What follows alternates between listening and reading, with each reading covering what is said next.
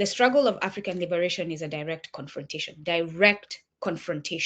with a system of imperialism and capitalism, colonialism, neo-colonialism. Anyone who thinks that you can be a part of that system as far as holding it up and be a revolutionary, wake up from your stupor. You cannot be. You have to directly go against those systems: imperialism, capitalism, neo-colonialism, and colonialism. But it's showing itself now under neo-colonialism and imperialism, right?